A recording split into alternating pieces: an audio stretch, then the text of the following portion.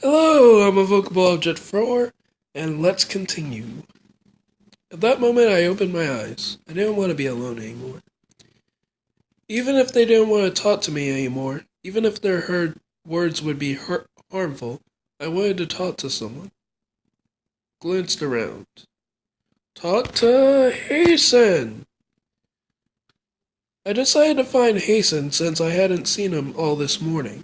I was hoping that I would be able to forget my worries by playing with him. The others were saying across the corridor, but there was no sign of Hassan. He had mysteriously vanished. Interesting. I took a peek at the bathroom just in case. Hassan, are you here? Ah. A faint whisper managed to reach me. I looked down and saw and caught sight of a body lying on the corner and rushed towards it. Hassan! Oh! Probably hurt himself on glass.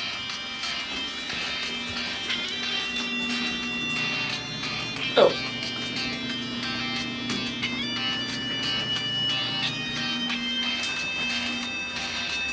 Hassan was lying on the ground, quiet as the grave. I immediately thought he was sick and examined him. His limbs were stiff, his eyes empty. I had no idea what to do or what was even going on. Hassan, are you alright? Please, tell me something. Dots. I know you can't talk, but give me a sign. Show me you're still conscious somehow. As I was about to lose hope, I heard a faint whisper again. Ah. As he took weak, shallow breaths, I felt a weak grip on my hand. His fingers definitely moved. So you can hear me. That's a good start. Can you move? Dots. I guess not.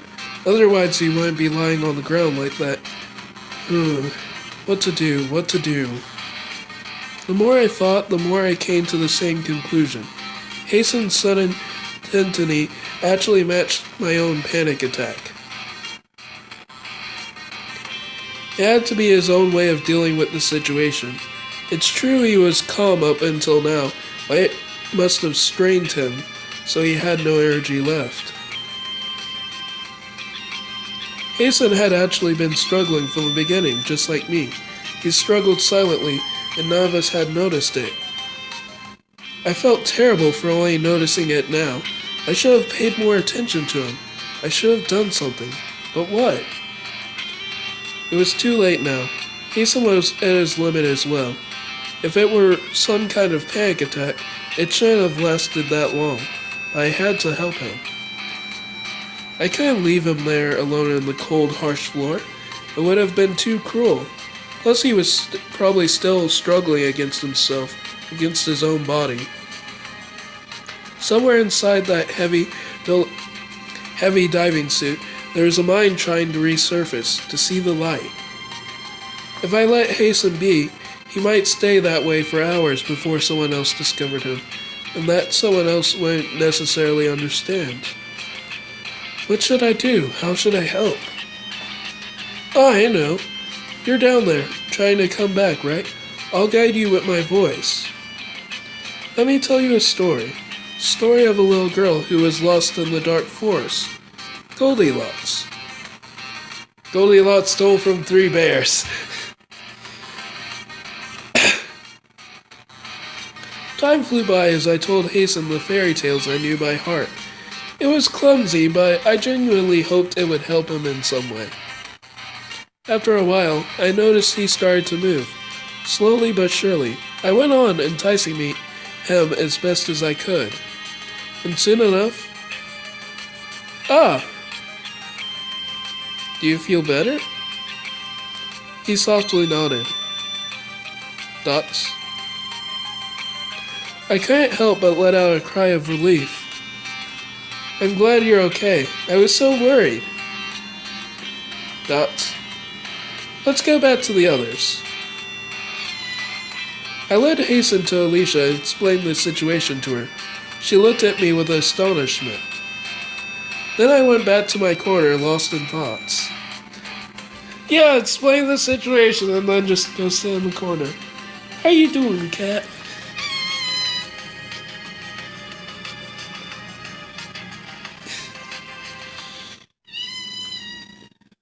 That day we were all restless. The different incidents had spoiled our morale. We'd had enough. The situation was insufferable. The rescue team was too slow and we were slowly losing hope. As I was lying against the wall, staring into the distance with empty eyes, I saw the silhouette of someone approaching me. Dots. It was Hassan, still carrying his snow globe. Without a word, without a look, he sat next to me.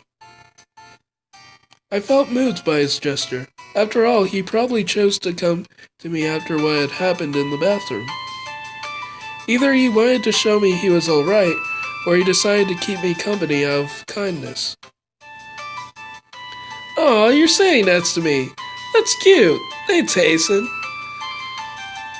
Dots. Even if he had trouble expressing himself, I was now certain that he cared about us. His apparent indifference hid what was truly going on inside. There actually might be a lot going on in his head. Too much to process. Too much to choose what to do. Staying on his own was the easiest solution. I had to earn his trust to get to see his emotions. He wouldn't show them to just anyone. "I'm glad to see you feel better now. I guess we both had a hard time recently, right?" Dots. His smile was so pure, I couldn't help but pat him on the head. Dots. Dots. He immediately blinked, startled, but in a matter of seconds, he laid down on my lap and closed his eyes. "Oh, I didn't know you liked to be gently touched on the head. It looks dreadfully effective." A peaceful silence grew between us. We were all strung out, waiting to be rescued, but I felt at ease by his side. Were words or looks even necessary? I was softly stroking Hassan while he was still playing with his new snow globe when Alicia approached us. "I can't believe it! He's letting you touch his head? Is that a rare event?" "Well, he's very sensitive, so he usually doesn't let anyone but me touch him. Plus, he can be pretty violent if you force him. I'm impressed." "Does this mean I passed the Hassan test?" "Looks like it. If only his teacher was as considerate as you, then he wouldn't have been expelled." "What do you mean?" "Hassan was expelled from school a few days ago. His teacher was fed up with dealing with him and told the principal he was a problematic child. They both concluded that there wasn't any competent staff to... Golly! They both concluded that there wasn't any competent staff to take care of him. They explained to me that I had to send him to a proper school." "But she doesn't have the money to send him to a proper school." I tried to defend my case, to explain that I couldn't afford to hire a personal carer or send him to a special needs school. I told him I couldn't teach them myself either, but they wouldn't listen. They even closed the gates in his face to prevent him from going back into school. "Oh. How many public schools have gates?" "That's why he's with me right now. I have no idea what I should do. I'm looking for a solution." "Is my character gonna become a teacher?" "Because I wouldn't mind that." "They told me I should send him to a psychiatric institution, but that's out of the question. I won't lock him up. Plus he needs to be around ordinary people to learn how to behave. This is just too heartbreaking." "You know what? I can become his new personal carer if you want." "Are you serious?" "It's a bit of an impulsive decision, but why not? I'm sure it'll be fun." I don't know what to say. "Just say yes. I mean it. You gotta do it for free." It's helping me out too. Trust me. You're too kind. I cannot accept. I'm offering my help because I like Hassan, and I can't stand seeing you two struggle because some people are too full of themselves. Plus, if I can be useful to you, maybe I'll find a new purpose in my life. Thank you. Thank you so much. I'm the one who should be grateful. I think this whole incident has made me think a lot. I was afraid. I wanted to do my best. Now that I know that I'm not completely alone, words can be hurtful, but they can heal too. Let's hang out when we get out of here, okay? If you're going to become Hassan's personal carer, you'll be like a member of the family. I have to buy you dinner. I look forward to taking care of you, Hassan. Dots. Hours passed and still no sign of the rescue team. It was maddening. Still, I hadn't stayed still for a while. Since I had stayed still for a while, I started to have pins and needles in my legs. When I went to the bathroom to stretch a bit, I suddenly felt the anxiety coming back. Shouldn't I, stop going to the restroom alone? Since it's quite obvious the restroom sucks. Or at least going to the restroom by myself sucks. I hated that place. As soon as I saw the mirror, the explosions came back in my head. I was at my limit. I couldn't wait any longer trapped underground. I had to see the sky, to breathe fresh air. At that moment, I had another panic attack. When I opened my eyes, I was in the hallway. Actually, it looked like a distorted version of the hallway. Blood was pouring from the walls and the ceilings. I could even hear that familiar sound again. There were corpses all over the room. Corpses. No, it's not possible. Don't tell me. I slowly approached the rigid bodies. They had terrible faces, convulsed in pain and fear. Was this even real? Or just another delusion? I couldn't tell anymore. No. My companions were dead. I had only spent a few days among them, and I already felt a strong bond between us. I thought I could save them, that I could help them, I could be useful again. Was that all in vain? Somebody must have used the gun, those jerks.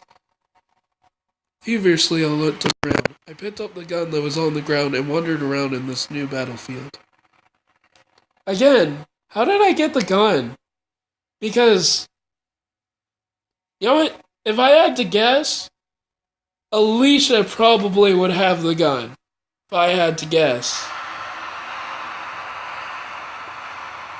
I was on edge, expecting to see anything, even my own shadow. I'm not gonna check out the bad ending just to see how I got the gun. Suddenly I felt a presence behind me. Frightened, I turned back. It was a living corpse, a soldier. He was cursing me for being alive. No, it was me, a twisted reflection of me, a woman who had a horrifying grin on her lips, as if she was enjoying it. She was wrapped in darkness, covered in blood and flesh, laughing in a fit of madness. I was the one who had done it. I was the one who had killed them. It had to stop. This chaos had to stop. I didn't want anyone to die anymore. I didn't want to see blood and hatred anymore. The monster slowly came near me. I didn't have time to think. Use the gun? No! I couldn't do it. I couldn't shoot. I had to accept the monster as a part of myself, as something that never completely disappear. I had to stop running away. The past was painful, the words still haunted me. I had to go forward, to find out why I was still alive. The people who died needed to be remembered. Maybe if I gave them a place in my heart, maybe they'd be appeased. The road would be long, steep, and disheartening. Maybe, just maybe, there was something behind the hill, something beautiful. As I dropped the gun on the floor, unable to shoot, I heard a drilling sound. I paused, confused. The ghost vanished. I felt unstable. My legs were shivering. I had no strength left. Suddenly there was a loud sound and the walls exploded. Something was coming. God? Was I going to die? Behind the walls another world was standing. A mysterious world. Everything became pure white. The light dazzled me. I felt too tired and faint. I slowly opened my eyes. It was too bright. I waited to get used to the light. When I was finally able to see, I realized that I was in the shopping center's main alley. There were firemen all around me, moving like busy bees. It felt unreal. We had been saved. Somebody has rescued us after all. While looking around me, I saw all my companions sitting on stretchers. Doctors were asking questions, examining them. I took a deep breath. I felt a small breeze on my hair. The shopping center had been destroyed, but we were alive. At that moment, it was all that mattered. We were going to be okay. Hassan approached me with a troubled look. Dots. Hey there, little one. What are you doing? Dots. Of course, Hassan didn't reply, but I could tell he was genuinely trying to tell me something. He looked deeply frustrated. It's alright. You don't need to force yourself. Maybe I don't understand what you're trying to convey right now, but one day I will. I promise it to you. Dots. As the young boy was looking at me for the first time since we met, a blast of wind engulfed us. Agatha, do you feel better? You just had another panic attack, I think. Sorry for the trouble. I'm alright now. We're free after all. I was looking for you too, Hassan. Don't frighten me like that. You know I'd rather not have you running away. Just show me if you want me to go somewhere else. Dots. I think he's sorry. What are you going to do now? I can't wait to make myself a warm cup of tea. I badly need some at the moment. You'll think about what I told you, right? I haven't forgotten. Well, it's up to Hassan. Would you like to have Agatha as a babysitter? Dots. I think it's a yes.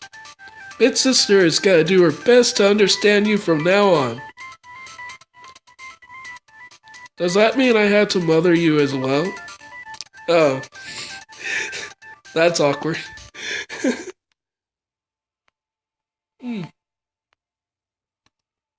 That's incredibly awkward. Big sister is a grown-up. She'll be alright. I won't decline a good meal, though. At least someone will be eating my food. I take it that you are picky, Hassan. I will have to taste a bit of everything. You will have to taste a bit of everything. Dots. I won't spoil you all the time. I'm not like that. Let's both work to make your mommy happy, okay? Dots.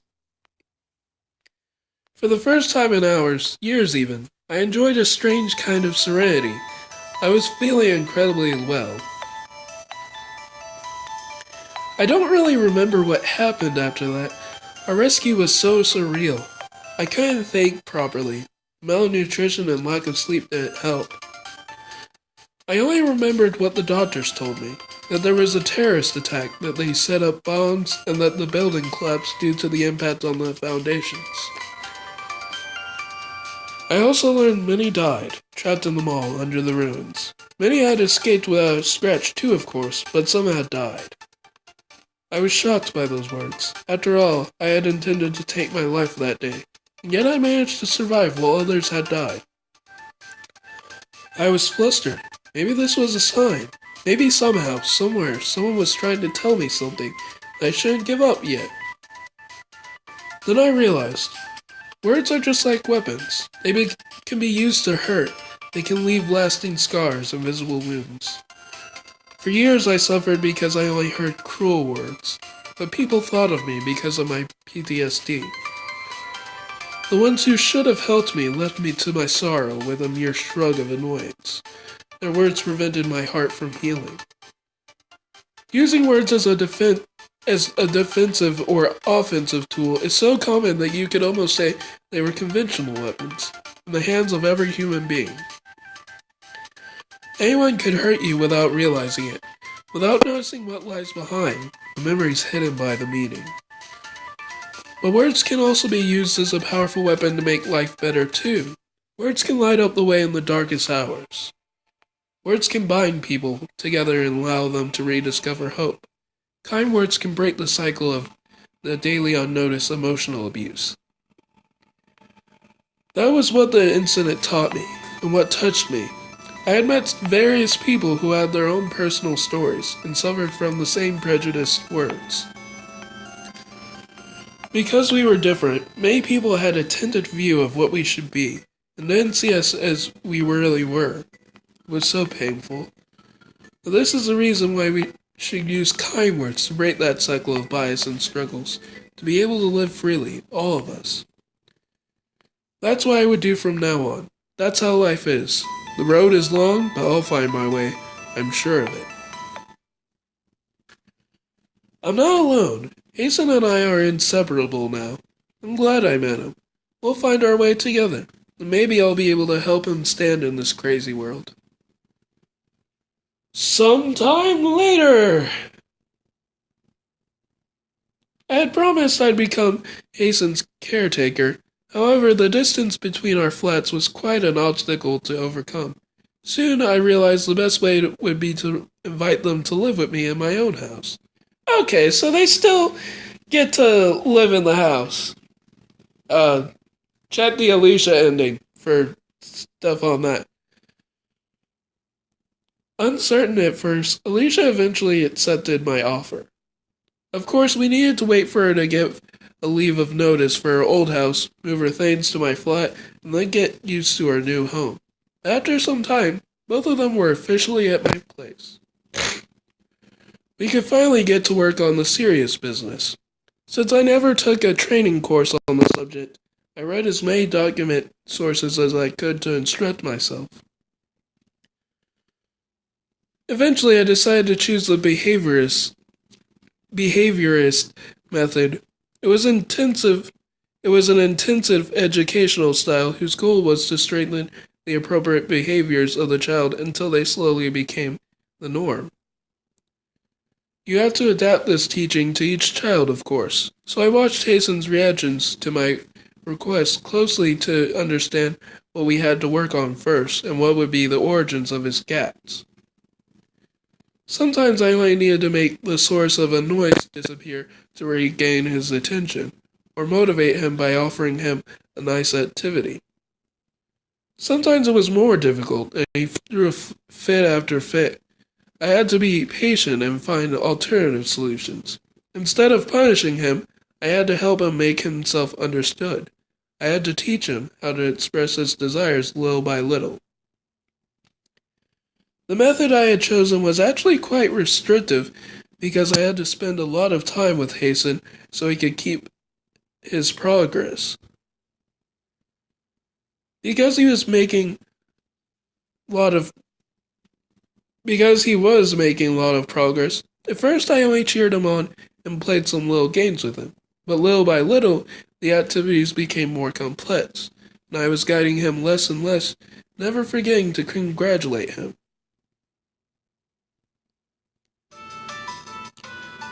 Months went by quickly. One day came when I thought that the little boy was ready for the next step. I was looking forward to tell him the news. I was in the living room, kneeling before the couch so I could do an exercise that Hassan was especially having problems with, recognizing emotions. As we both concentrated, the front door of the slammed shut and a familiar noise of keys echoed in the room. Oh, that's a nice picture. Yes. That one might be my favorite one. Maybe. I'm not sure. Good evening, everybody.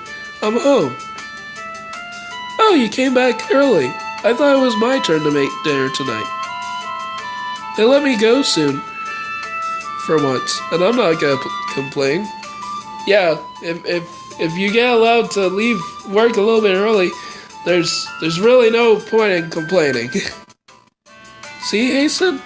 Mommy is here. Hassan rose his head and welcomed this unexpected arrival with a great smile. He looked at Alicia in the eyes and trumpeted with a loud and clear voice. Hello, Mom. Yay! Awesome. Taking some liquid.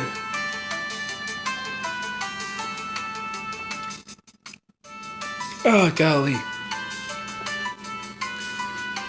Dots? Is there something wrong, Alicia? The young woman seemed so quiet all of a sudden. She blinked, astonished. Hassan, you're talking to me. He's been training for a while with me, right, Hassan? Yes. And you're doing a fantastic job. Congratulations. Do you see how surprised your mom is? I'm sure she's really happy. Alicia didn't know what to say. Intrigued by her passiveness, the little boy looked at her with interrogative eyes. Is Mom happy? Tears were shedding from my friend's eyes. I could tell this was how this little detail, which seemed so insidious, mattered to her. Of course, honey. Mommy is really moved because she can finally listen to your voice and you're showing her affection. In this case, we're gonna keep doing better, okay, Hassan? So your mommy will be even happier. Yes. Alicia wiped her tearful eyes and looked at her child with an expression full of love. Really, I'm impressed.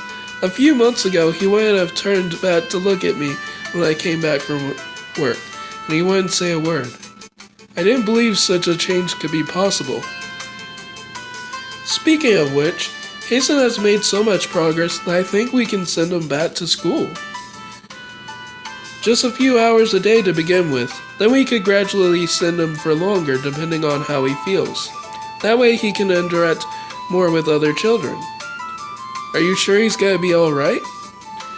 Well, the school will be closer than before, and I'll be there to explain to his new teacher how to take care of him. I'm not sure. What if something goes wrong? What if he doesn't fit in? I'll do my best so that won't happen. But we can't keep him at home forever. We'll have to go to school eventually. You're right. Would you be interested if I put together a group for the parents of special children? You would be able to talk with other parents who are facing the same challenges, and Hassan can make friends even when he's not at school. Huh, nice. Well, it's true. I sometimes feel isolated. I wouldn't say no to some tips on raising Hassan too. However, it's quite hard to manage. We should think about it.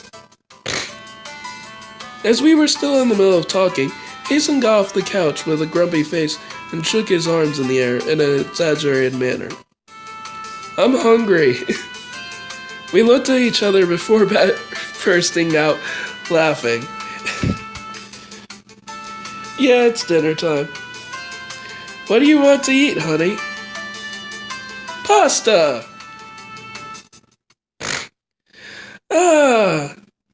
While Hassan was dancing to show his satisfaction, my old life seemed so far behind me. Hassan in! Woo! I like that ending! That ending was awesome! That might be my favorite ending. Maybe. It's in between this one and Alicia's ending, I think.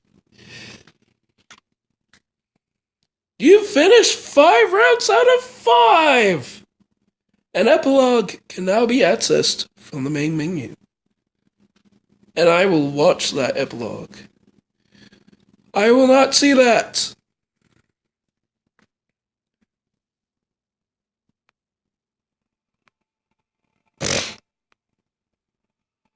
Woo! Woo!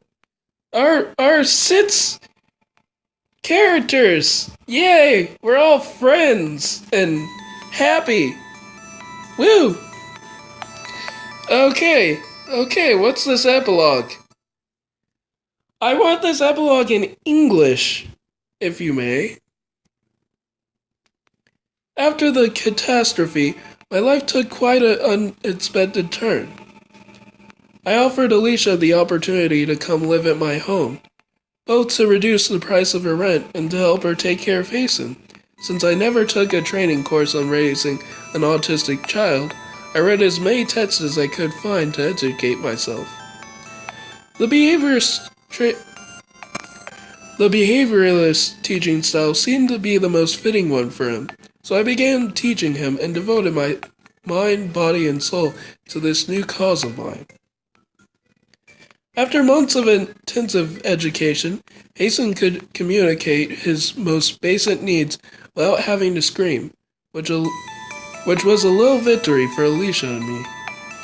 In the meantime, I continued to see Gabriel and Adeline. We had become good friends, and I would not hesitate to give them a hand. In exchange, they occasionally visited my flat to assist me with taking care of Hassan. So, my schedule was packed to the brim. Hard to be bored when you have so many people to satisfy. Time ran away like a falling star on a beautiful summer night. However, none of us had forgotten. That's why, 1 year after the event which had brought us together, we met at a tea house to commemorate our quite unusual first meeting. Woo! It's so weird to be all together like this in such a formal way. Where's Dave? But yeah, seriously, where's Dave? Can't believe it's been a whole year. I feel like I got out of the mall yesterday. Well, personally, it's like it happened dozens of years ago. I only have some blurry and surreal memories of it, like if the whole thing was only really a dream. If that's the case, then we all shared the same weird dream. I really want to commend you for the meeting place you've chosen, Gabriel.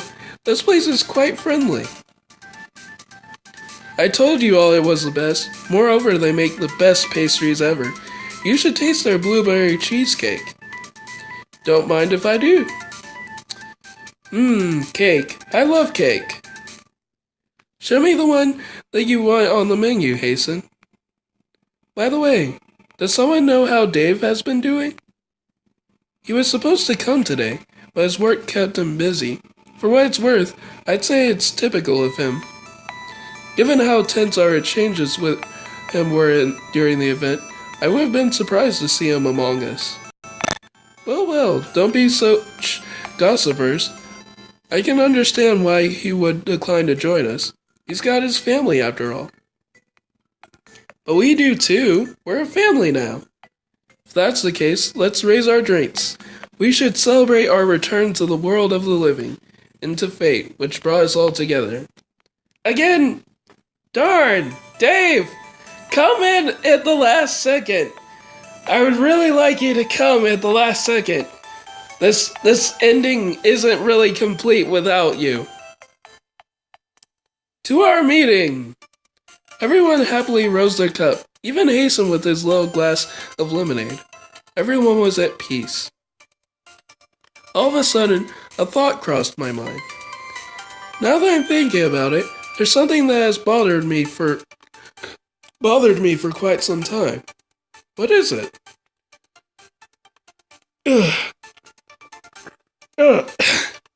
Excuse me. Do you remember our last day underground? And that quite embarrassing moment just before the rescue squad came? Well, you know, your panic attack?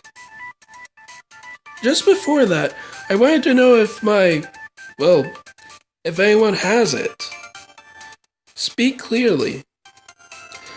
I wanted to know what happened to my gun. You know, the one I had with me at the time? Nobody in the rescue squad mentioned it to me. Strange. But what are you talking about? I'm talking about the gun I brought to kill myself. Someone must have retrieved it when we got out of the rubble, right? The whole group stared at me astonished. But, Agatha, you never had a gun with you to begin with. What? What? What? I might have to see the bad ending now, because what? What do you mean I never had a gun? What? Maybe all my adventures with you guys are a dream. In reality, I'm in a mental institution, pretending that I have 5 imaginary friends, one of which is at work currently. What the heck? You're just gonna what? You're just gonna end it like that? Wow. Ah, this game's been awesome. Ah. Well, now I have to see the bad end. I'm not gonna record the bad end, but I will play the bad end just to see what in the world happens. Because, what do you mean I never had a gun? I remember you guys specifically taking a gun away from me. What in the world? You do you, game. I'll see you guys next time in either a Tales of Link video or or oh golly, or the next music video. Hopefully tomorrow. Oh my gosh. I'm smiling too hard.